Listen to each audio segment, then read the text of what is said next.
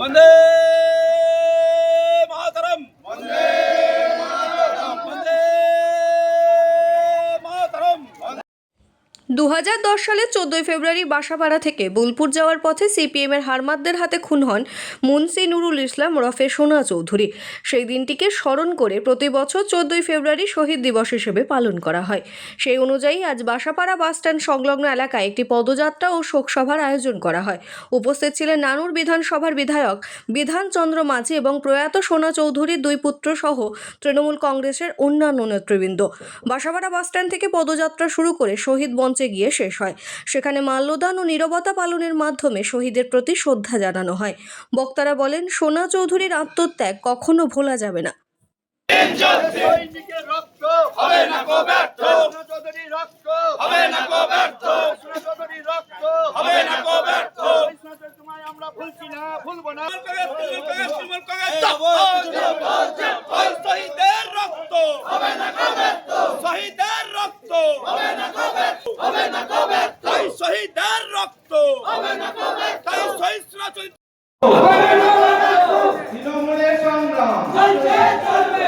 করবো মঞ্চ আসার জন্য আমি দুই মহিলা নেত্রী আমাদের লতারানী ধীবর মহাশয়কে অনুরোধ করবো মঞ্চ আসার জন্য। আমি অনুরোধ করবো সহ দৌড়নেত্রী চায়নাকে মঞ্চ আসা এসছেন, যদি ডুলিবি আসে থাকেন তাহলে অবশ্যই মঞ্চে আসবেন। এখানে আমরা যারা খুব অঞ্চলের তৃণমূল আজকে 14 ফেব্রুয়ারি আমরা নানুর বিধানসভার মানুষ এই দিনটিকে শহীদ দিবস হিসেবে পালন করি। তার কারণ আজকের দিনে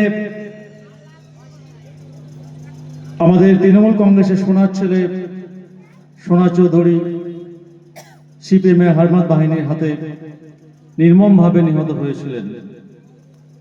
আজকে যে শহীদ শ্রদ্ধা মঞ্চ এবং যে শহীদদের তর্পণে যে মিছিল হলো, সেখানে যারা পায়ে পা মিলিয়ে আমাদের সাথে হাঁটলেন সে মায়েদের, তৃণমূল কংগ্রেসে যারা সংগ্রামী সৈনিক আছেন তাদের প্রত্যেককে আমার আন্তরিক শুভেচ্ছা, বড়দের প্রণাম, ছোটদের ভালোবাসা। এই শহীদ তর্পণ মঞ্চ এখানে যারা আছেন, বিশেষ করে আমার সেই সোনা ছেলে সোনা চৌধুরী দুই সুযোগ্য পুত্র বাপ্পা এবং বাপি, তাদেরকে আমার আন্তরিক স্নেহ ভালোবাসা জানাই।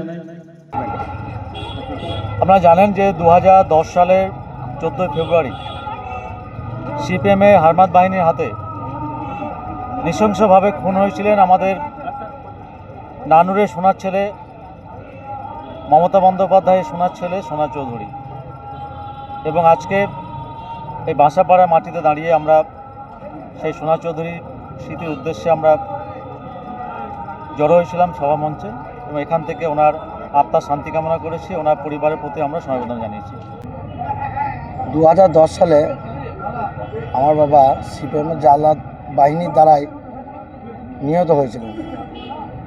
যে আজকে যেই শহীদ সভাটা হলো, আমার ফ্যামিলি বা আমি এই অঞ্চলে আমার নেতৃত্ব দিই দল বীরভূম জেলার সভাধিপতি আমাদের এখানে দায়িত্ব দিয়ে রেখে দিয়েছেন। শহীদ পরিবারের ছেলেরাই আমরা দায়িত্বেই আছি। আজকে এই সভাটা করে আমরা খুব খুশি, বা আরও যেন এই শহীদদের যেন সবাই স্মরণ রাখতে পারে বা সবাই যেন মনে রাখতে পারে, সেই জন্য এই সভাটাকে প্রত্যেক বছর 14 ফেব্রুয়ারি আমরা এই হিসাবে সভাটাকে প্রত্যেক বছর করব।